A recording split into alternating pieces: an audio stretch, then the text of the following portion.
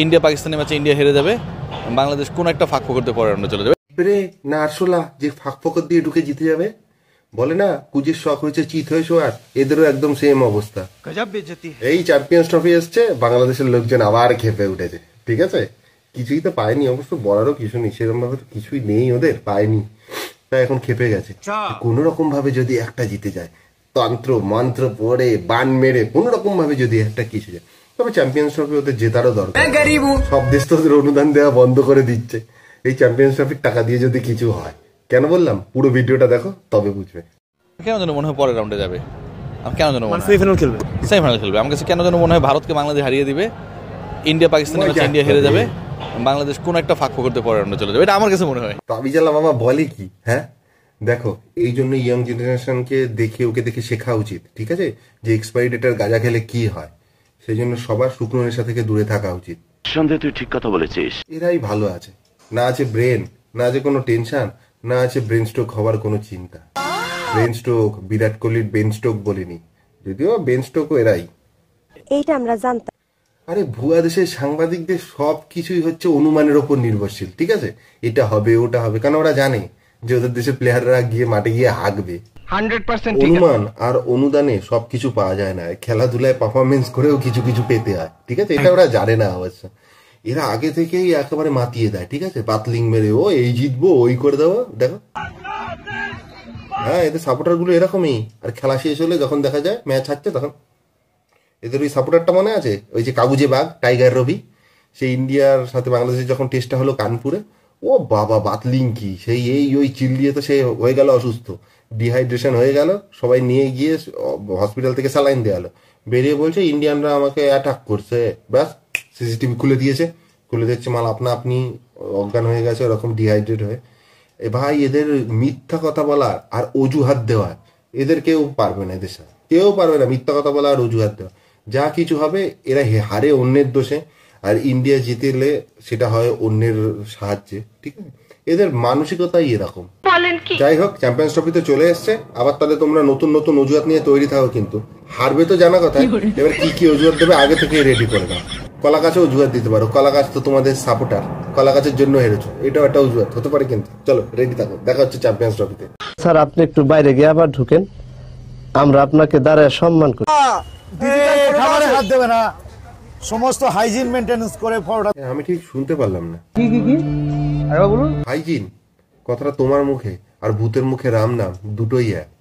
নোংরা জল food colour মিশিয়ে খাবার তৈরি করে, সেই সাথে থুতু ঘাম ফ্রি, ও আবার হাইজিনের কথা বলছে। ওই দোকানে থাকে না, ফলের দোকানে স্প্রে করে যেরকম জল, ও সেমনি খাবারের মধ্যে থুতু দেয়। এর দোকান হচ্ছে মানে সুলভ শৌচালয় হচ্ছে নোংরা, পায়খানার আবার ঝুল বাড়ান, ও আবার হাইজিনের কথা বলে। এটা কিন্তু ঠিক না, কতটা 150 খাবে, খাবারে হাত দেবে না, সমস্ত হাইজিন মেইনটেনেন্স করে। পরোটা একটা প্লেট রেডি করে দাও, এটা হচ্ছে হাইজিন মেইনটেনেন্স করা হয় এখানে। কেউ যাবেও না তোমার দোকানে, যে যেখান থেকে পাচ্ছে আসছে, পোদ খুঁড়ছে না খুঁড়ছে, সারা দুনিয়া ঘুরে এসছে, খাবারে হাত দিয়ে যাচ্ছে ভিডিও করার জন্য, এরপর ভিডিও করার জন্য কুত্তা দিয়ে খাবার চাটাবে।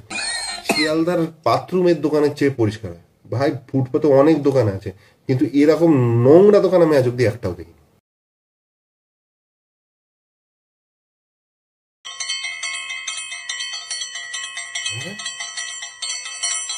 এ কোন রূপ,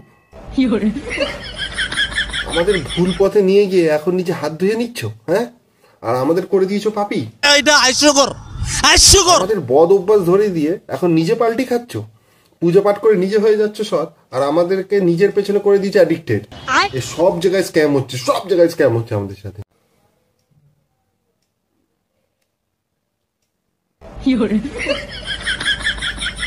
এর বয়স কত?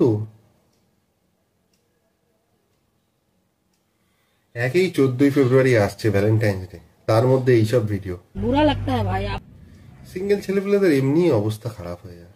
এখন ইনস্টাগ্রাম হয়ে গেছে একটা মিনি পর্ন সাইট। ঠিক আছে, কেউ ব্লাউজ পরা শেখাচ্ছে, কেউ সবার সামনে চান করা শেখাচ্ছে, আর তা না হলে কিস কালার কি চড্ডি পহনে হো।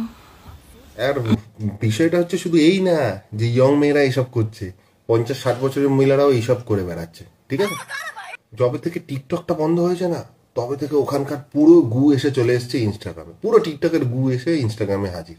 আর ইনস্টাগ্রাম কোনো স্টেপও নেয় না, কোনো মেথড দেখিয়ে যে পরিষ্কার করাবে সেই সব করাচ্ছে না। আগে ইনস্টাগ্রামটা ঠিকই ছিল।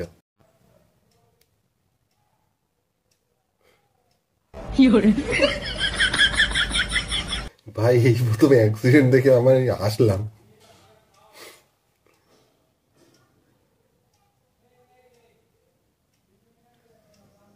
সেফ ড্রাইভ আর সেফ লাইফ এই কথাটা শোনোনি নাকি? ও রাস্তায় নাচছে হেলমেট পরে, আর তুমি হেলমেট ছাড়া বাইক চালাচ্ছ। হ্যাঁ, তাড়াতাড়ি উঠে তোমার অ্যাক্সিডেন্টে তাড়াতাড়ি উঠে ওর পা ধরে ক্ষমা যাও। জানি রাস্তাটা তো নাচার জন্যই, বাইক চালানোর জন্য তোরাই। বুঝবার আমি বুঝে গিয়েছি। ভাবছি যে উঠে ও কোন কিস্তিটা দেয়। আমার স্টকে সেরকম কিস্তি গালাগালি নেই যেটা দিলে আমার মনের আশ মিটবে মনে হচ্ছে। ঠিক আছে ঠিক আছে। একটা হয় পাপা কি পারি, আর এ হচ্ছে বাবার রাজপুত্র। মাঝ রাস্তায় বুড়ো খাসি ওইভাবে নাচছে, তুলে ছুঁড়ে ফেলে দেওয়া উচিত একেবারে।